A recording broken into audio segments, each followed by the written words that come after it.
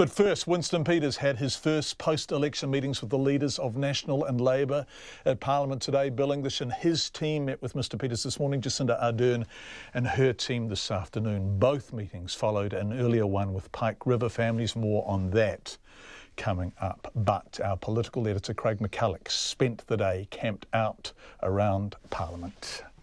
Just hold it, Ardern.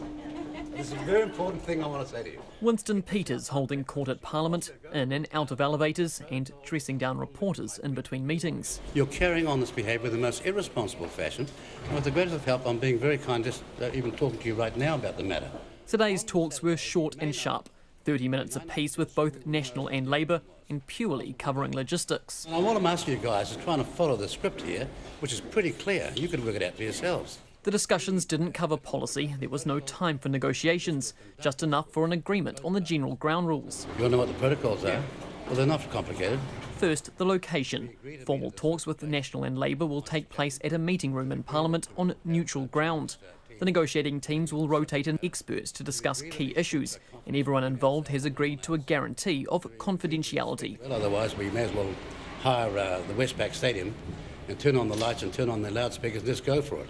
Now, we're not going to have that sort of circus. National leader Bill English brought along his senior MPs Stephen Joyce, Jerry Brownlee and Todd McClay, as well as the outgoing Chief of Staff Wayne Eagleson. The National MPs stopped on their way into the Beehive this morning, were tight-lipped about their approach.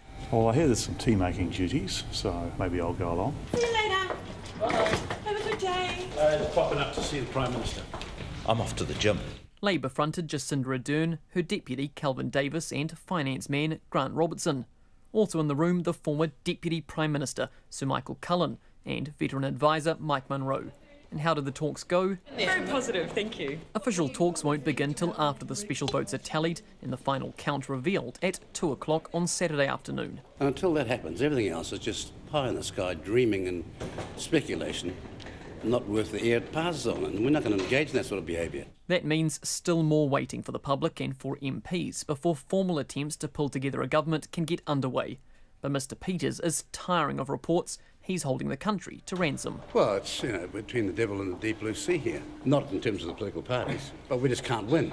You can't win with the public, you can't win with the media, you can't win with the commentariat. But given he's got two parties to negotiate with, Winston Peters might be able to chalk up some wins in the negotiating room. He hasn't left himself much time though. He set a deadline of October the 12th for the party to make up its mind, and today said he'll stick to that.